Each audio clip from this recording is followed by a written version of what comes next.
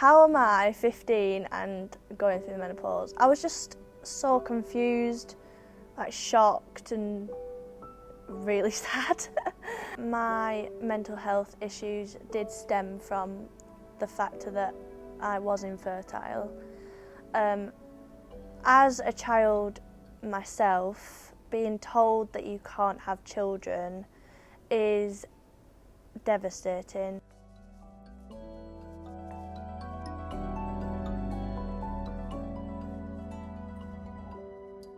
I'd just carried around tampons, pads, and then when my friends were on their periods, I'd be like, oh, we've synced up, I'm on my period as well.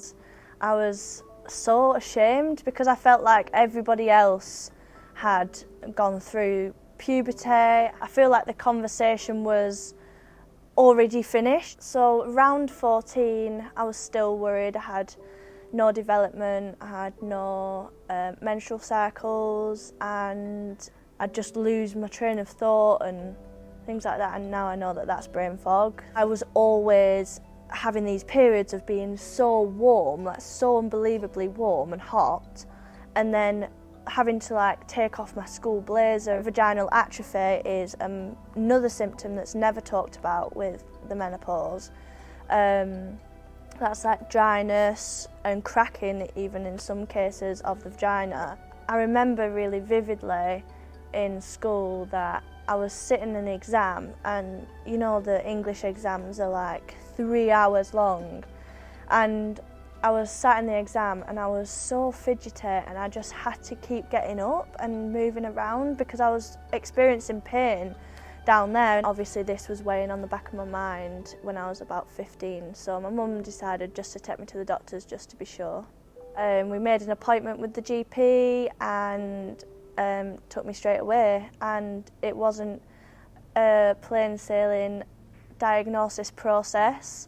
There was a lot of things that had to be talked about and ruled out. But about after 5-6 months, I got my diagnosis through a blood test and ultrasound scan.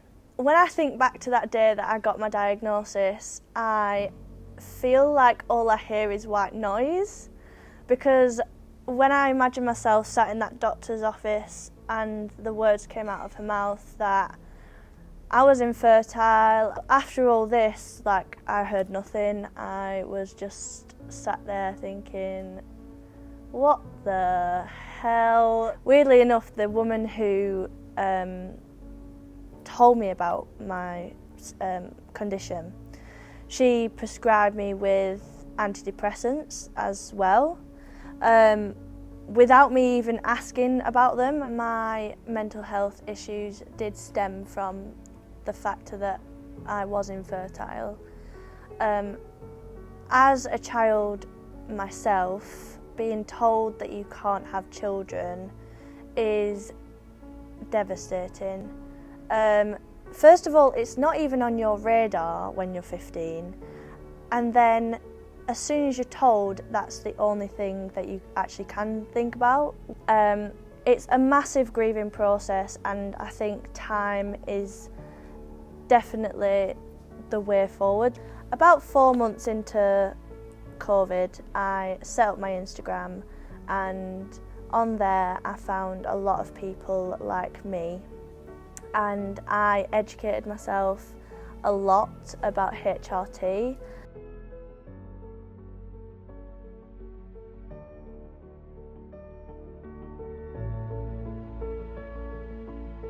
There's a lot of women out there that don't want to take HRT because there's a lot of myths about HRT out there, about like really increased breast cancer, blood clots, things like that.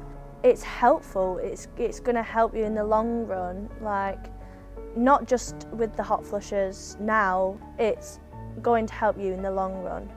The number one stigma that I battle with, or used to battle with a lot, was that I'm past my prime, or that now I've gone into a stage of my life where I'm now like declining, decaying, I'm worthless, I'm not important anymore. Womanhood does not equal motherhood. Like, I am definitely a woman, and even if I'll never be a mother, I'm still a woman.